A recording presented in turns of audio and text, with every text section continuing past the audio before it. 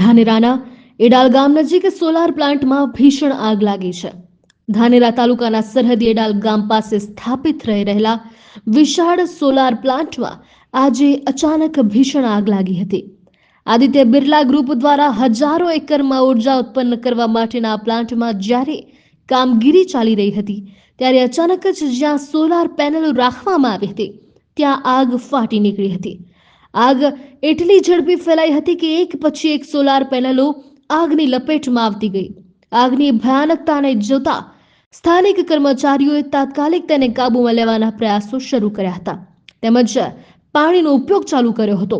બીજી તરફ ધાનેરા ફાયર ફાઇટરને આ ઘટનાની જાણ કરવામાં આવતા તેઓ તાત્કાલિક ધોરણે દોડી આવ્યા હતા. આગને બુઝાવવા માટે પાણીનો મારો તેમને પણ ચલાવ્યો હતો. સ્થાનિક લોકોના જણાવ્યા અનુસાર આ આગના કારણે અનેક સોલાર પેનલો સંપૂર્ણપણે નાશ પામી ગયા છે, જેના કારણે લાખો રૂપિયાનું નુકસાન થયું હોવાની આશંકા છે. હાલમાં આગ કયા કારણોસર લાગી તે અંગે તપાસ ચાલી રહી છે.